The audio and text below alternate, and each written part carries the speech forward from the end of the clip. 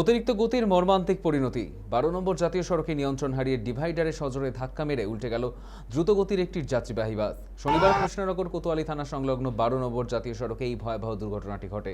স্থানীয় সূত্রে জানা গিয়েছে, রানাঘাট থেকে কৃষ্ণনগরের দিকে দ্রুত গতিতে যাচ্ছিল বাসটি। এরপরে হঠাৎই নিয়ন্ত্রণ হারিয়ে ডিভাইডারে ধাক্কা মেরে এবং রাস্তার উপরে উল্টে যায় বাসটি।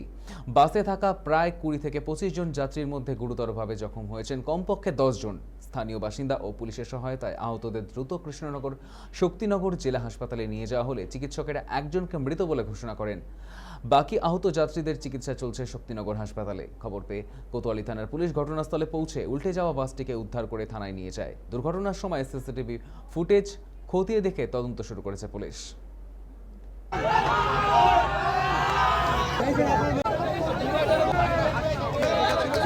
কোথা থেকে আসছেন? আমি দিকনগর থেকে আসছি। আচ্ছা, গাড়িটা কিভাবে আসছিল?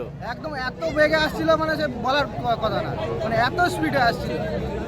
লাইন বাস এত জোরে আসছিল কেন? এত জোরে আসছিল, এবং সেটা ড্রাইভার আর কন্ডাক্টরই জানে। আচ্ছা, এত পরিমাণ জোরে। বাসটা কোথা থেকে কোথায় আসছে? বাসটা রানাঘাট থেকে কৃষ্ণনগর যাচ্ছে। কেন হয়ে যাচ্ছিল? আপনি কোথা থেকে কোথায় যাচ্ছিলেন? আমি দিকনগর থেকে জজকোট মোড়ে যাচ্ছিলাম। আচ্ছা, কখন হলো ঘটনাটা? এই একটু আগে। 15 মিনিট। বাসে কতজন লোক ছিল? হ্যাঁ? বাসে কত? অনেক ভালো লোক ছিল। কতজন ছিল বলতে পারবো না, ভালো লোক ছিল।